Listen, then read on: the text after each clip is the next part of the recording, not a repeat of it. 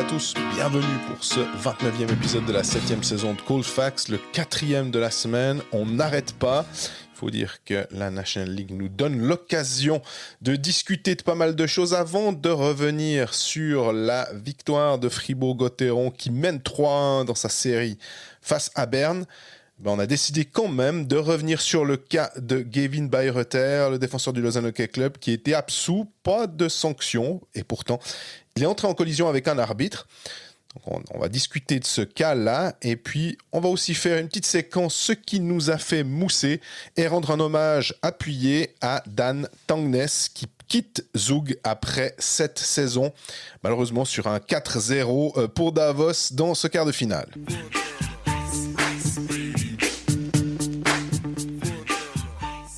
Salut Greg. Salut Jean-Fred, comment ça va ? Ah, ça va bien, ça n'arrête pas, on se cause tout le temps, puis en plus on a des tas de choses à discuter avec ces playoffs et surtout les sanctions ou les non-sanctions qui sont tombées. Exactement, je propose que vu que cet épisode est diffusé un jour, les Lausannois vont au match, on commence par le Lausanne HC à la sanction ou pas du coup qui est tombée concernant Gavin Bayreuther. C'était tellement un cas qui faisait parler, on va dire qu'il a communiqué l'ouverture d'une non-sanction ou la non-ouverture d'une enquête concernant Gavin Bayreuther pour nous expliquer pourquoi. Et sur le fond, je dois avouer que j'aime bien ça. On ne parle pas de la sanction, là, on parle juste du processus. Ouais. Au moins, ils ont été transparents. Ils ont dit, voilà, on a pris cette décision, telle décision a été prise. Voici qui l'a prise. Ça, je sais que tu vas vouloir en parler dans pas trop longtemps. Mm-hmm. Voilà qui a pris cette décision. Voilà pourquoi il n'y a pas d'enquête. Pas voilà pourquoi, mais voilà, il n'y a pas d'enquête. On a estimé qu'il ne fallait pas alerter le juge unique. Voilà, ça, c'est la base que j'ai bien aimée. C'est au moins... C'est transparent et trop souvent on dit qu'il y a une certaine opacité à cet endroit-là et je trouve que c'est à mettre en avant à ce niveau-là. Maintenant, Gavin Bayreuther, donc la nouvelle, c'est pas d'enquête le concernant, donc ils ont jugé qu'il n'y a rien eu. Hier, dans l'épisode de jeudi, c'est une option qu'on ne balayait pas, on l'a dit une ou deux fois, ou je l'ai dit une ou deux fois. Maintenant, si ça tenait qu'à moi, je pense que je m'attendais à ce qu'il soit suspendu, c'est clair. Mm-hmm. Sur la base des images diffusées sur MySports, c'est clair que pour moi, il y avait quelque chose. En regardant tous les angles, il y en a un autre, mais je crois que j'en parle, je ne sais même plus maintenant, mais je crois que j'en parle dans l'épisode de jeudi, où on voit que l'arbitre est en mouvement, et ça devait potentiellement être une circonstance atténuante pour Bayreuther. Visiblement, ça a été une circonstance sacrément atténuante, parce que du coup, il n'y a rien. Ouais, enfin, cette circonstance atténuante, j'avoue que j'ai de la peine quand même à la prendre en considération personnellement, mais je suis pas un ancien joueur. Tu disais, je sais ce dont tu veux parler, et moi je regardais le message qui a été transmis là, comme tu disais, qui a été pour un peu désamorcer l'histoire, et on apprend qu'il y a un sounding board avec 3 personnes composées du player safety officer Ryan Gardner, du représentant de l'association des joueurs Mark Reichert et le officiating manager Philippe Ritz. Si on regarde comme ça, c'est 3 anciens joueurs, très bien pour avoir des avis de gars qui ont été sur la glace, qui savent comment se comporter quand un puck arrive près de la bande, quand il y a un arbitre ou un juge de ligne en patinage arrière, etc. Mais je sais pas pour toi, moi je trouve quand même que si on avait eu sur ces 3-là, au moins un arbitre, un ancien arbitre, on va dire, je dis au hasard Didier Massy parce qu'on le connaît puis que ça fait tellement longtemps qu'il est là, ça m'aurait pas embêté d'avoir au moins l'avis de quelqu'un d'autre et pas que de 3 anciens joueurs qui vont plutôt plaider en faveur du joueur. Bon, oui, sur le fond, je suis totalement d'accord avec ce point de qui ils étaient ces 3 joueurs, ces 3 anciens joueurs. Maintenant, on pourra très rétorquer que Philippe Ritz est le responsable de l'arbitrage, donc il est là pour aussi plaider les intérêts des arbitres, mais sur le fond, et au-delà de plaider les intérêts, la compréhension d'une séquence de jeu, et elle peut aussi être différente si tu as été arbitre ou si tu ne l'as pas été. C'est quelque chose qui est vraiment critiqué auprès de Philippe Ritz. L'aspect donc à l'interne par les arbitres en place, c'est attendez, mais machin, c'est notre ils disent pas machin. Philippe Ritz, c'est notre directeur de l'officiating, mais il a pas arbitrer et techniquement, c'est pas forcément le meilleur sur les choses d'arbitre. Donc oui, de l'avoir à cet endroit-là, c'est vrai que c'est un peu surprenant. Et est-ce qu'à sa place, il ne faudrait pas un ancien arbitre? Je te rejoins. Mais le point de vue arbitral est censé être défendu par lui. Ensuite, enfin, ouais, il est censé être défendu par lui. Ensuite, ça marque que c'est une décision majoritaire. Ouais, on a bien Alors, compris. est-ce que c'est juste un template et puis qu'ils le mettent de toute façon? Je t'avoue que j'ai pas comparé avec d'anciens cas. D'ailleurs, ce sounding board, il me semble qu'ils n'en ont jamais trop fait la Exactement. promotion. Il existe. C'est la première fois, honnêtement, j'en ai entendu parler jeudi en me renseignant auprès de la Ligue sur les suites de cette discipline, de cette procédure ou non. Et c'est là qu'on m'a parlé du sounding board. Je ne connaissais pas son existence, mais c'est pas la première année, c'est la deuxième ou troisième année qu'il existe. Mais je ne connaissais pas son existence. Donc, est-ce que c'est à chaque fois marqué décision majoritaire? Ça ne veut pas dire que c'était 2-1, quoi, et c'était peut-être 3-0. Ça, on peut pas en parler, quoi. Ouais, sinon, on pourrait dire en français, c'est décision unanime, mais comme des fois, ça commence en allemand et que c'est traduit, bref, on va pas. Des fois. genre, de temps en temps, ils écrivent le truc en français Non. pour se faire marrer, puis ils le traduisent en allemand derrière. Non, t'as raison. Je me suis mal exprimé, mais tout ça pour dire que on va pas commencer à imaginer qui aurait pu voter pour, qui aurait pu voter contre. La décision est tombée, voilà. Et dans le même temps, on a eu la décision de Borgman. C'était assez... Enfin, dans le même temps, juste avant, on a eu la décision de Borgman, mais on en reparlera après quand on parle de Fribourg. Mais là, Ouais, il s'en sort bien. Mais ouais, depuis 10 heures, je dois avouer que j'ai reçu pas mal de messages. Et je suis étonné. J'ai reçu 2 anciens joueurs qui m'ont écrit, qui m'ont dit qu'ils comprenaient pas, honnêtement, et qu'ils étaient surpris. J'en ai un qui m'a écrit, il m'a dit: ah, mais enfin, on ne pense pas qu'aux arbitres et aussi à notre point de vue. Donc c'est intéressant d'avoir cet aspect-là, d'avoir ces avis-là. Après, je peux pas dire que ces 3 personnes, 3 anciens joueurs, sont représentatifs de l'avis de la population, on est bien d'accord, mais je trouve intéressant de se dire, ok, même d'anciens joueurs sont surpris par cette décision. D'autres disent non, donc ouais, j'ai envie de dire la vérité est dans le juste milieu, mais là le problème c'est que la non-sanction, c'est qu'il y a pas, elle n'est pas au milieu, disons. Maintenant, à l'inverse, j'entends aussi que s'ils avaient pris une sanction en disant, bah, on lui met 2 matchs parce que bon, quand même, mais en même temps, on n'est pas totalement sûr qu'il ait fait. Là, on aurait gueulé aussi en disant, mais attendez, soit c'est une sanction et il mérite 7 ou 8 matchs, soit il mérite 0. En fait, c'est une sorte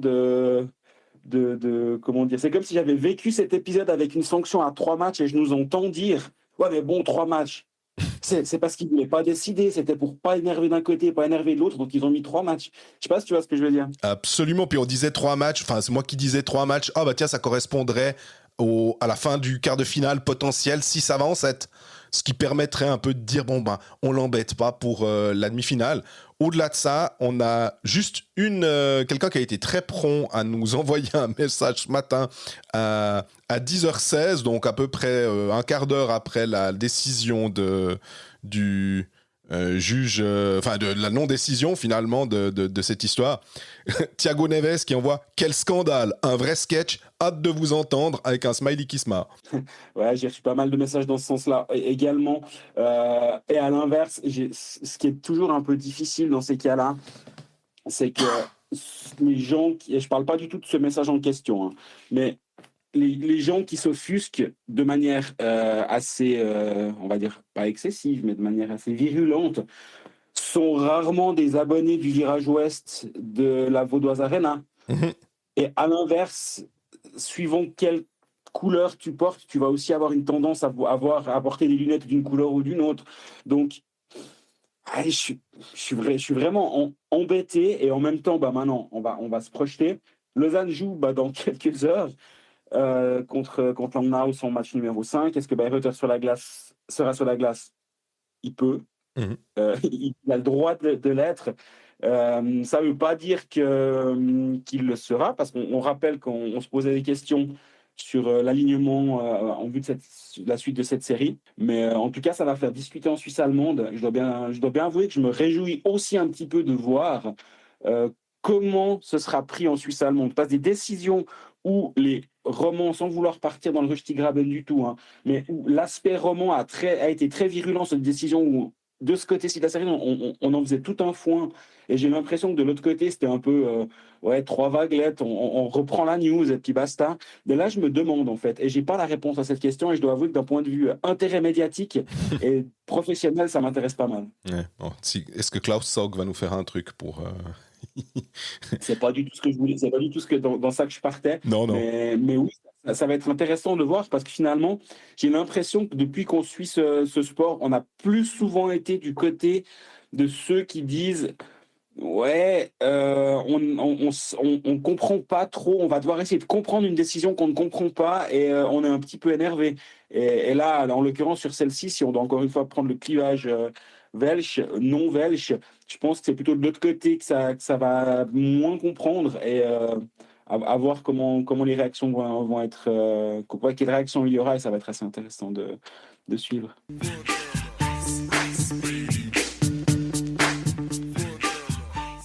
Bon, cette semaine, ce qui nous a fait mousser, on revient à notre rubrique habituelle après une semaine de pause, vu qu'on avait l'épisode en direct à la brasserie du Dr Gaps. Cette semaine, moi, j'avais envie de revenir sur la fin d'une aventure, la fin d'une ère dans cette série Zouk Davos, qui s'est terminée jeudi soir par la 4e victoire en 4 matchs de Davos. Déjà, c'est impressionnant de voir que Davos sort Zouk en 4 matchs, c'était complètement inattendu. Si j'avais dû parier sur quelle série va se terminer en 4-0 de 1 à 4, du plus probable au moins probable, j'aurais mis moins probable Zouk Davos et surtout 0-4. Mais voilà, sans s'éterniser, Dan Tangnes quitte la Suisse. Il l'avait annoncé en cours de saison qu'il allait repartir en Suède en vue de la saison prochaine. Et c'est un entraîneur norvégien. Quand il est arrivé, honnêtement, je pense qu'on a hausser les sourcils en tout cas. Il venait de Linköping en Suède, hein. Il venait pas de Norvège, mais c'était un entraîneur assez peu connu. Il débarque à Zug en 2018. Il reste 7 ans à Zug. Durant ces 7 années, il gagne 2 championnats, une Coupe de Suisse. Voilà, et accessoirement, il arrive à 39 ans en Suisse, donc il arrive encore très jeune. C'est un jeune coach. Il repart maintenant, 46 ans, avec les valises pleines de coupes et accessoirement et surtout presque, c'est une super personne en fait que j'aurais bien aimé côtoyer en Suisse romande. Je dis pas qu'il allait y venir, hein, c'était jamais une option, mais il était tellement intéressant. C'était une personne vraiment intéressante avec qui on pouvait parler très bien de hockey sur glace. Il était toujours ouvert, toujours souriant. Il nous disait des choses, il nous expliquait des choses. Mais je dois bien avouer que Dan Tangnes va manquer au paysage du hockey suisse. Je suis complètement d'accord avec toi. J'ai aucun aspect négatif à dire sur lui. Je trouve que c'était quelqu'un qui était passionnant, tu t'as tout dit. Il était cool avec les journalistes et c'est pas parce qu'il est sympa avec les journalistes qu'on l'aime bien. Faut pas faire ce raccourci non plus. C'est juste que on avait l'impression d'avoir un véritable échange avec lui, ce qui est des fois pas toujours le cas. On a un peu parlé de Jeff Ward qui était un peu ronfrogné de temps en temps et qui essayait de faire passer un message. Donc, il n'y avait pas forcément ça avec Tangnes. On avait l'impression qu'il y avait clairement un côté pédagogique avec lui et j'avoue que j'adore ce genre de choses. Et il n'a pas été non plus aidé, on va dire, par les blessures hein, dans son club, même si, tu l'as dit aussi, 4-0. J'aurais jamais pensé ça, surtout avec Zouk qui finit qu'à l'avantage de la glace, qui finit la saison 4e. On les voyait plutôt assez solides par le passé avec leurs résultats et leurs titres, et même encore une finale perdue par le passé. Donc non, super grand bonhomme et il va nous manquer. J'espère que peut-être qu'une fois, peut-être dans 5-6 ans, il reviendra parce que je pense que c'est aussi une question familiale d'être un petit peu plus proche de sa famille et que si les enfants sont plus grands, il pourra se dire maintenant je retourne en Suisse parce que j'ai eu que des bons souvenirs. Ouais, alors s'il y a un coach sur lequel je dois miser pour tenter sa carrière de l'autre côté de l'Atlantique, ce serait lui, honnêtement. Et ce plan de carrière de venir en Suisse, gagner des trophées, de repartir et peut-être derrière d'aller de l'autre côté, j'ai l'impression qu'il est écrit. J'ai aucune idée si c'est vrai, mais si ça venait à se faire, je dois avouer que je trouverais ça extraordinaire qu'il ait une chance de l'autre côté parce qu'il a tout pour la mériter.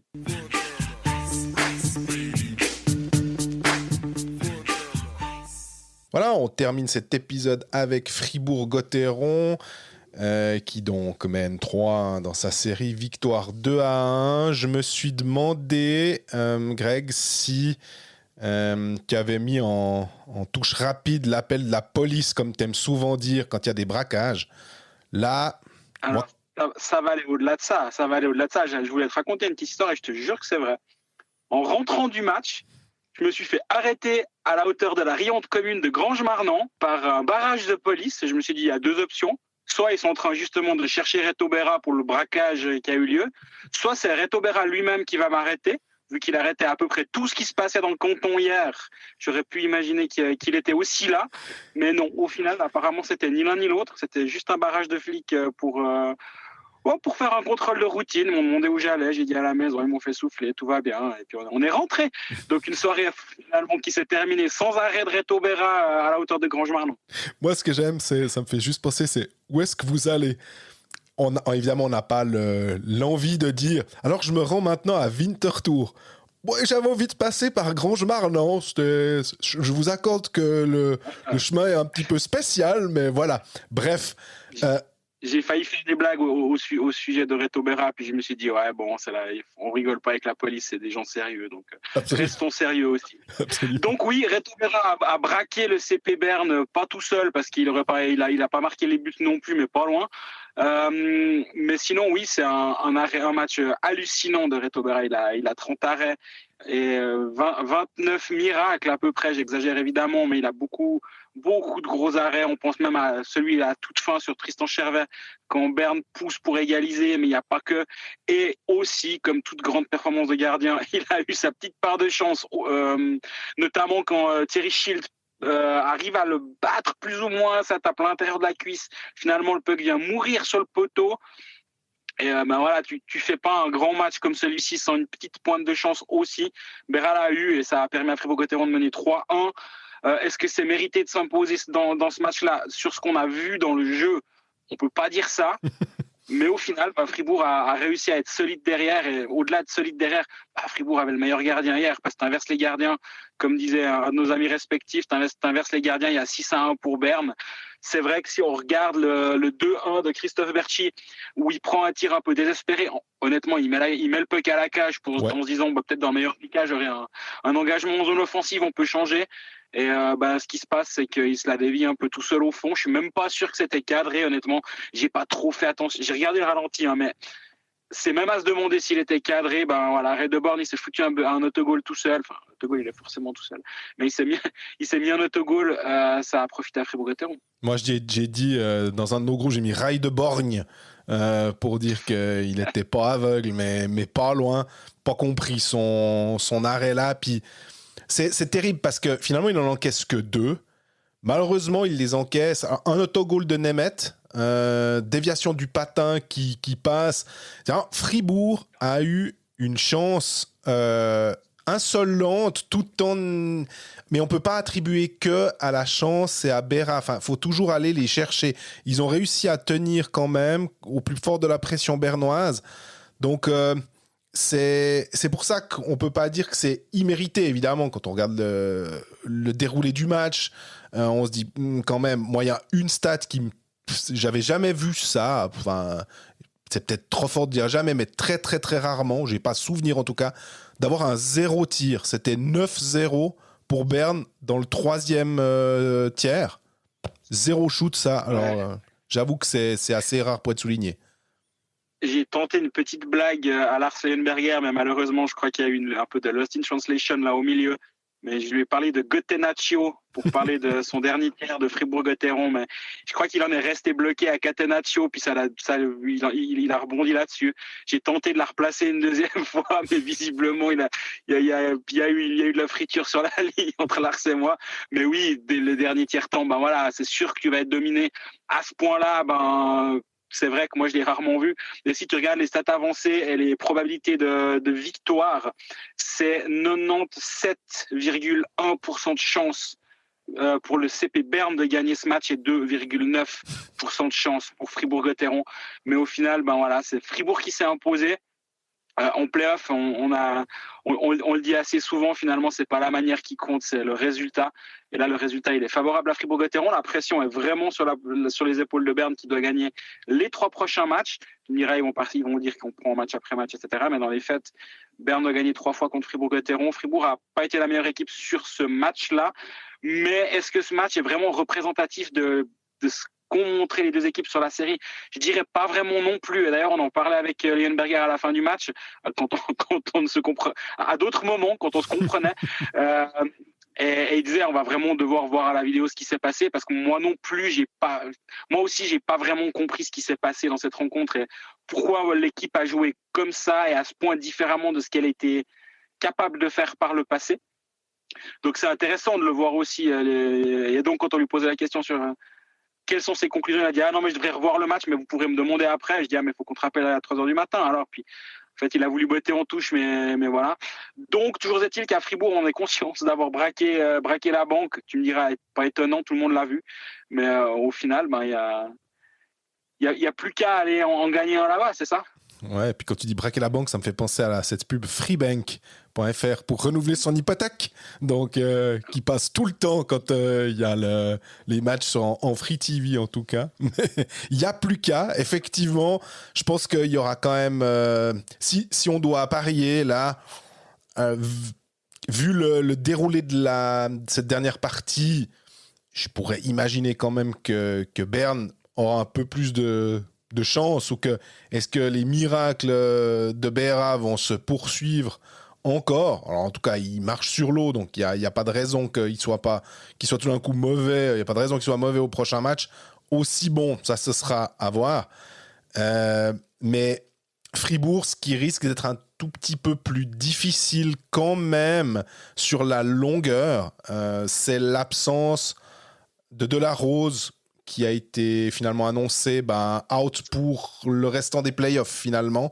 Et ça, c'est quand même une lourde perte dans la mesure où Borgman est suspendu a été suspendu 3 matchs, donc il en a purgé 1. On en parlera de ça. Ouais. Voilà, il pourra revenir pour le match 7, éventuellement 6 matchs 7 il y a. Et puis il y a eu, comment il s'appelle, Ljunggren, qui a joué finalement à la place de Delarose, qui a pris cette place de 6e étranger dans l'alignement. Il était en 4e ligne, ou en tout cas sur une des lignes les moins offensives, mais c'était difficile. Hein. Tu vois quand même que le saut de Swiss League, c'est vraiment des gens qui sont là pour dépanner, et compliqué quand même de penser à ce qui peut être très très très utile, quoi.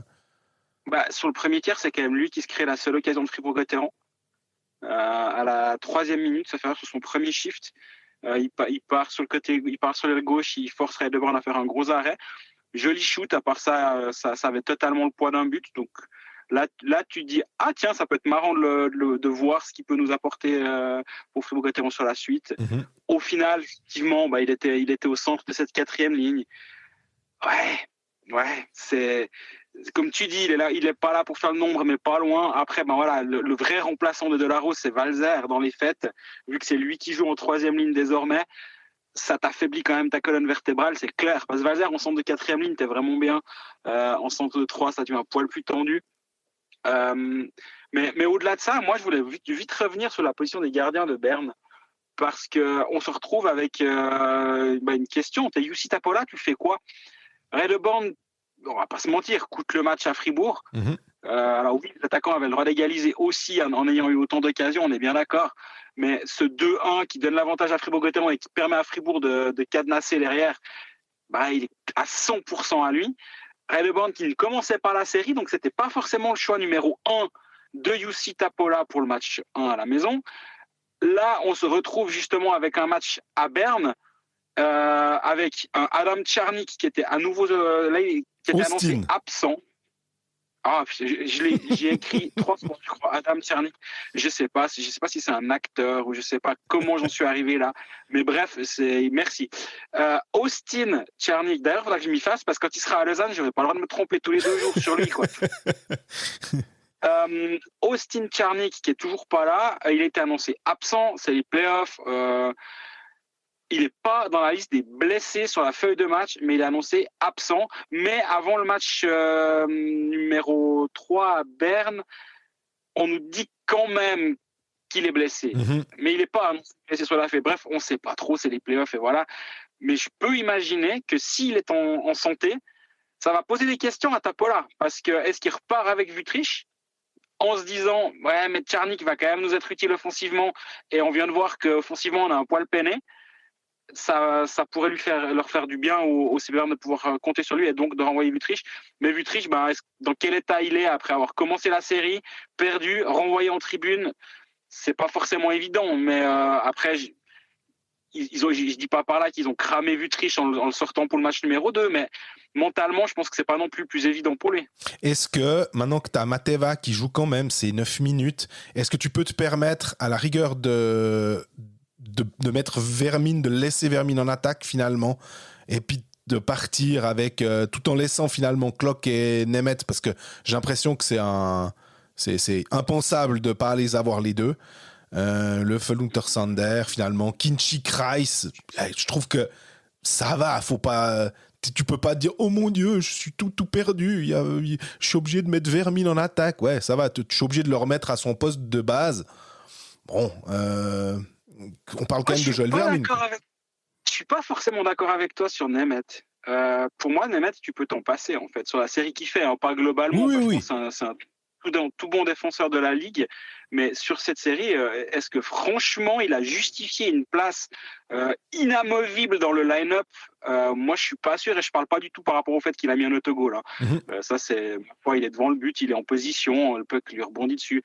Sørensen est un tout malin sur ce coup-là, mais au-delà de ça, je l'ai pas trouvé vraiment dominant. Je me posais déjà la question avant ce match-là si il allait le laisser en tribune ou pas au profit d'un autre joueur. Donc si tu veux garder Radeborn devant le filet, mais que tu veux faire rentrer Tchernik, dont je vais pas prononcer le prénom, ça va être beaucoup plus simple.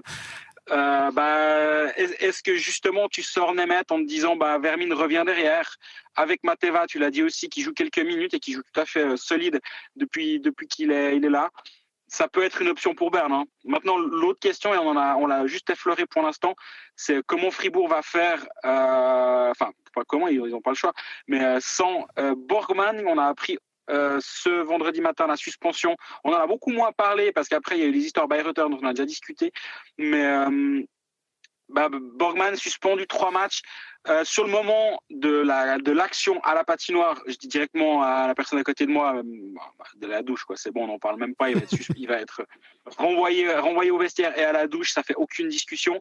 Maintenant, les 3 matchs, j'ai rien à disons. Je peux complètement le justifier. Je peux justifier cette sanction-là. Ouais, je suis d'accord avec toi. Quand on a vu la projection de Marc Marchand contre la bande, j'étais là. C'était vraiment... c'est des images qu'on n'aime pas voir, pour reprendre certains confrères de la RTS. Mais pour le coup, c'est absolument correct. Même si après, et c'est le problème, j'ai l'impression que certains ont dit c'est Marc Marchand, bien fait, puisqu'il n'a pas été pénalisé pour les trucs comme ça. Non, stop. C'est pas parce que. On va pas être d'accord. Voilà, non, c'est pas parce que il a pas pris, parce que les arbitres ont été soit aveugles, soit il prend des méconduites de match à comment dire, à posteriori, ce qui fait une belle jambe finalement, mais ça, on doit pas avoir ça sur une patinoire aussi proche que ça. On voit le coup qui part, il fait un peu une espèce de coup du scorpion là, et vraiment je me suis dit oulala, et de le voir finalement absolument indemne, on va dire. Je pense qu'il n'a pas eu de séquelles, puisqu'après il a rejoué les matchs suivants. Mais oulala, ça faisait froid dans le dos en tout cas, et 3 matchs, rien à dire à ce niveau-là alors. Mais par contre, pour revenir sur ce que tu dis, effectivement, le coup du ah ouais, mais lui, il a mis un coup de coude, donc voilà. On va dire, on n'est pas au Far West, quoi. C'est pas comme ça que ça doit fonctionner, et ça ne fonctionne d'ailleurs pas comme ça. Est-ce que tout fonctionne dans le système arbitral et des sanctions? Non. Par contre, c'est pas la loi du talion non plus. Donc, voilà, il a été suspendu justement. Il va manquer. Borgman, maintenant, là, vu que Ljunggren a joué, l'option numéro 1 de Lundberger, c'était quand même de mettre Borgman au centre. Est-ce que cette action-là, charge qu'il aurait tout aussi bien pu donner en tant que défenseur, hein, c'est pas sa position d'attaquant. En lisant la décision du juge unique, ce qui a vraiment pesé dans la décision, c'est l'absence de puck en fait, et que du coup Marc Marchand ne peut pas s'attendre à être chargé à ce moment-là, et donc vu qu'il ne peut pas s'attendre à être chargé, ça alourdit la peine. Je voulais faire une mauvaise blague en disant que Dario Fuchs non plus ne pouvait pas s'attendre à être chargé dans le match contre Langnau, mais je crois qu'on a déjà suffisamment parlé de ce cas-là pour pas rajouter une blague. Mais donc Borgman ne sera de toute façon pas là pour les 2 prochains matchs. Fribourg-Gotteron se déplace à Langnau, non, ça c'est Lausanne. Se déplace à Berne samedi soir. On fait pas de paris sportif aujourd'hui. Tu disais, toi, tu mettrais ton pécule sur le CP Berne ce match-là. C'est quoi qui te fait penser que ce qui n'a pas fonctionné l'autre soir va fonctionner ce samedi? Je disais avant que je pense que Berra, il est extraordinaire. Est-ce qu'il peut faire 2 matchs de ce même calibre-là? Ça me semble un petit peu difficile. Et en plus, Fribourg, j'ai l'impression quand même que le bloc est un petit peu déréglé ou pas aussi bien réglé qu'avant, et c'est totalement normal. Maintenant, j'ai été tellement surpris depuis que Leuenberger a repris cette équipe que ça ne m'étonnerait absolument pas que Fribourg s'en sorte en 5 matchs et se qualifie pour les demi-finales. À part ça aussi, je ne sais pas ce que tu en penses, quel est ton ressenti sur les matchs qu'on voit de ces quarts de finale, mais je suis un petit peu déçu par le niveau global de National League, alors qu'on avait eu une finale en 2022 absolument exceptionnelle entre Zurich et Zug, et celle de 2023 entre Genève et Bienne était pas mal aussi. C'était peut-être un petit peu moins aussi fort que celle de Zurich et Zug, qui reste, je pense quand même pour moi, une des plus impressionnantes de ces dernières années. Mais je trouve que le niveau est... Ouais, on a des matchs un peu poussifs. Alors, je sais pas si c'est l'enjeu, la peur de prendre un goal qui fait que on n'a pas autant, à mes yeux, de qualité dans ces matchs. Tu parles de toutes les séries, n'est-ce pas? Oui. Bon, je comprends exactement je vois exactement ce que tu veux dire.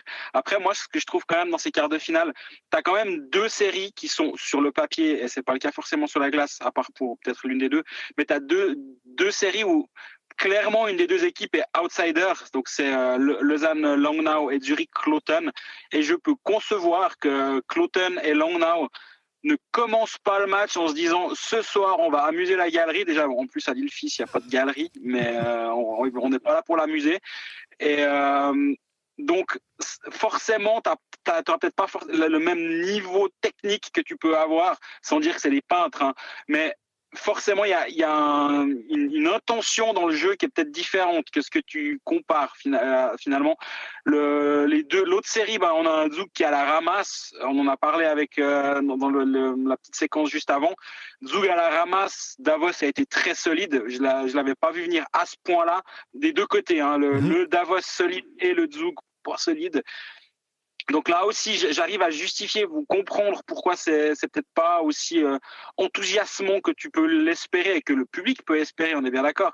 Mais cette série Berne-Fribourg, c'est tendu, c'est un derby, pour être au match, je les ai tous faits, je fais les matchs aussi de la série de play-out entre Ajoa et Lugano. J'ai assez de plaisir, mais après tu me diras, on est quand même. Enfin moi, quand je suis sur le terrain, sur une patinoire, j'ai vraiment assez de plaisir à être au match. Donc je trouve mon intérêt d'en regarder les match-up tactiques à certains moments, de comprendre comment les clubs s'ajustent, etc. sur certaines choses. Après, est-ce qu'on est enthousiaste? Effectivement, le match à Berne, mardi, Berne s'impose. Fribourg a pas été franchement bon. Le match numéro 4, Fribourg s'impose, Berne a surdominé, mais Fribourg a surtout bien défendu. C'est des oppositions de style, mais en même temps, moi, je suis pas choqué, je dois t'avouer. Ouais, non, je pensais vraiment pas à partir dans le détail, dans le spécifique sur telle ou telle série. C'est plutôt, en gros, où je me dis, mais peut-être que des fois, il faudrait qu'on se rappelle un peu mieux de ce qui s'est passé une année avant. Peut-être que l'année passée, mais j'ai pas l'impression qu'on le disait. C'est là où même le premier match de ce Fribourg, de cette série Fribourg-Berne à Berne, où j'étais alors là pour le coup sur place, je me disais il y avait de l'émotion parce qu'il y a eu ces prolongations, mais j'étais un peu déçu quand même du niveau général.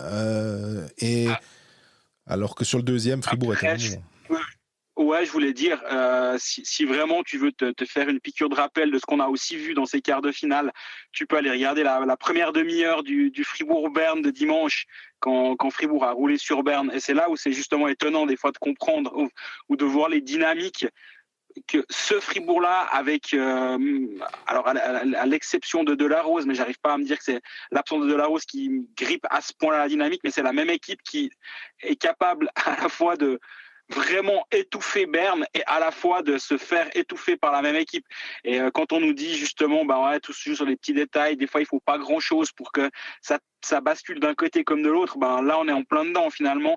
Et c'est aussi ce qui doit peut-être donner confiance aux Fribourgeois avant de partir à Berne pour le prochain match, c'est de se dire que Berne, en venant à Fribourg et en se faisant vraiment copieusement dominer l'autre soir, je pense qu'ils ne s'attendaient pas forcément à vivre un tel match sur le match suivant à la BCF Arena, et pourtant c'est eux qui ont réussi à être dominants, donc c'est pas impossible d'un match sur l'autre de complètement changer les dynamiques. Je voulais peut-être juste encore mettre une nouvelle fois l'accent, et on l'a déjà fait pendant cette série, mais je pense qu'on a beaucoup parlé de Reto Berra, et à mon avis, c'est forcément le personnage principal de cette série, en tout cas de cette rencontre. Mais moi, j'ai de nouveau trouvé Sandro Schmidt excellent dans ce match contre Berne, même si Berne a dominé. Lui, à la mi-match, on avait une discussion dans un groupe qui était également présent, Jean-Fred, mais un ami qui disait « Ah, mais si c'est pas Berra, les 3 étoiles de ton article, Greg, je comprends plus rien. » Puis à ce moment-là, c'était à la 30e minute. Je dis, ouais, moi pour l'instant, c'est lui ou Schmidt, si le score en reste là ou si Fribourg s'impose. Et après, Berra a fait une fin de match folle. Et la question n'était plus vraiment sur la table. Mais moi, j'ai de nouveau trouvé Schmidt solide défensivement. Et ce que j'ai apprécié dans ce que j'ai vu sur ce match-là, c'est qu'il commence de plus en plus quand même à combiner avec les deux Suédois, Sørensen et Wallmark, avec qui il joue. Tu sens qu'il est pas... c'est pas un figurant sur cette ligne. Je dis pas qu'il l'était par le passé, mais ça l'est encore moins maintenant. Il commence à combiner un petit peu plus. Il participe aux actions offensives. Et ça va rendre cette ligne que meilleure s'il arrive à prendre encore un plus grand rôle. Et défensivement, c'est vraiment impressionnant ce qu'il a fait là dans ce match contre Berne, parce qu'il a bloqué des pucks, il a donné de sa personne, il a vraiment, il s'est couché sur 2 pucks, il s'est fait mal une fois à la cheville. On se demandait si ça allait aller. Bon, le chiffre d'après est de retour, donc visiblement ils sont quand même vachement solides tous ces types. Contrairement aux journalistes, je pense que nous on n'aurait pas trop apprécié, on se serait mis à l'arrêt à un moment, mais là il était de retour sur le shift suivant. Et j'ai trouvé Schmidt. Il méritait d'être mis en avant aussi, parce que je sais qu'à ce podcast, on n'a pas toujours été, pas une question d'être tendre, mais plus, je l'ai déjà dit, un peu plus dubitatif sur ce choix tactique. Mais plus ça va, plus c'est Lars Leuenberger qui avait raison et les deux de Colfax qui avaient tort, ou moi en tout cas, je sais plus ce que toi tu disais. Après, c'est pas une question d'avoir raison ou d'avoir tort, mais je trouve que c'est bien de le mentionner à ce moment-là. Ouais, Sandro Schmidt qui remporte la rubrique « Ce qui nous a fait moutser ». Exactement, voilà. Tu voulais la placer depuis le début de la série, je crois, celle-là. Absolument.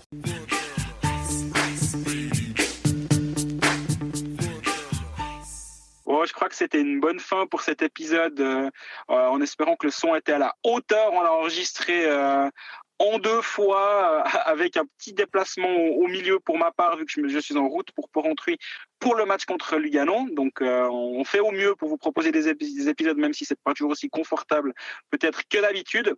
Pour vous, nous ça va, nous on s'en sort. Merci pour votre fidélité. On espère que vous avez du plaisir à suivre ces playoffs, malgré le fait que Jean-Fred s'ennuie, mais ça va aller. Je suis sûr que les fans. D'ici le prochain épisode, on n'a pas encore de programme précis, on n'a pas encore calé nos agendas. Le meilleur moyen, ce sera de nous suivre sur les réseaux sociaux pour savoir quand est-ce que sera diffusé l'épisode. Le deuxième meilleur moyen, c'est simplement de s'abonner à Spotify et puis d'activer les notifications. Comme ça, dès que l'épisode sort, vous recevez un push et donc vous pouvez l'écouter. C'est l'autre bonne solution pour nous suivre. Et d'ici les prochains épisodes, n'hésitez pas à venir dire bonjour si vous nous croisez dans les patinoires. Pour ma part, c'est les séries Ajoie, Lugano et Fribourg-Berne qui m'occupent. Toi, tu vas encore décider plus tard à quelle sauce tu vas être mangé, si je me rappelle bien ton planning. Exactement. Et d'ici là, portez-vous bien, profitez bien de ces playoffs et à bientôt. À bientôt.